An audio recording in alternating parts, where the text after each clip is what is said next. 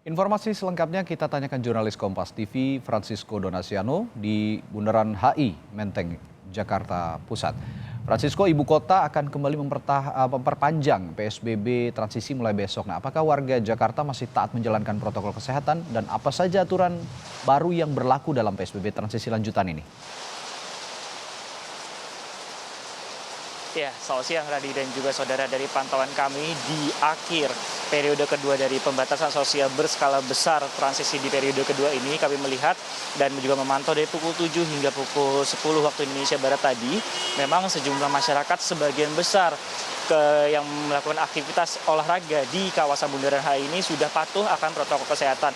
Namun meskipun ada sejumlah orang yang patuh, tetapi tim petugas baik dari pihak Satpol PP DKI, kemudian ada juga Dinas Perhubungan dan juga pihak kepolisian juga bersiaga untuk menegur apabila memang masih ditemukan sejumlah masyarakat yang tidak patuh akan protokol kesehatan. Memang ada sejumlah catatan di sini, salah satunya adalah terkait penggunaan masker yang benar dan juga jarak antara pengunjung yang satu ataupun warga yang berkunjung ke daerah ini dengan warga yang lainnya.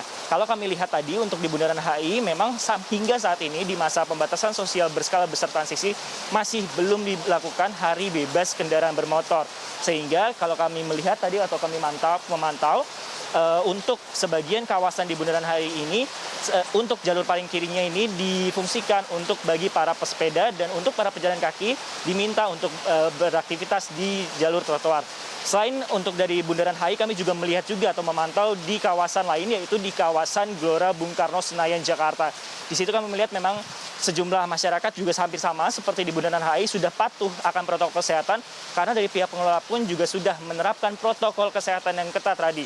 Mulai dari pintu masuk yaitu pengecekan suhu badan bagi para pengendara, kemudian harus mencuci tangan dan juga menggunakan masker. Kalau kita lihat untuk di kawasan Ring Road-nya sendiri di Gelora Bung Karno, apabila memang kapasitas orangnya juga sudah penuh, maka pihak dari petugas pun tidak mengizinkan orang-orang untuk masuk ke dalam untuk mencegah dari penyebaran COVID-19. Berbicara masalah PSBB transisi, memang ada sesuatu yang kemudian akan dilakukan oleh pemerintah Provinsi DKI Jakarta. Rencananya adalah pekan depan di pembatasan sosial berskala besar transisi di periode ketiga ini. Memang rencananya setelah dilakukan proses akad yang bisa dilakukan di gedung, nantinya pemerintah Provinsi DKI Jakarta juga akan melakukan atau juga mengizinkan bagi para pasangan yang akan menikah untuk melakukan resepsi di gedung. Tetapi memang ada sejumlah catatan Radi dan juga saudara, yaitu pihak dari pengelola gedung wajib memberikan proposal untuk acara pernikahan, juga proposal dari protokol kesehatan itu sendiri. Dan untuk kapasitasnya hanya bisa diisi hanya 25% dari kapasitas maksimal gedung. Dan juga ada jarak dan juga terkait masalah protokol kesehatan dan juga mencuci tangan di dalam acara dari resepsi pernikahan ini. Selain masalah resepsi juga, kami juga melihat juga memang ada rencananya adalah peningkatan dari jumlah kapasitas bioskop khususnya di wilayah Provinsi DKI Jakarta. Yang sebelumnya yaitu 25%, sekarang akan menjadi 50%. Tetapi ini juga dengan catatan, itu juga melakukan pengajuan. Ada dua bioskop yang kemudian atau pihak pengelola bioskop yang kami dapatkan informasinya sudah melakukan pengajuan, yaitu CGV dan juga Cinepolis.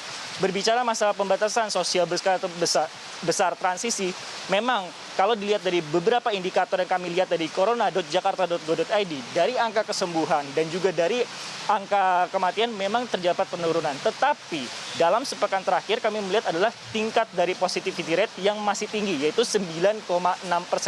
Kenapa ini mengkhawatirkan Radi dan juga saudara?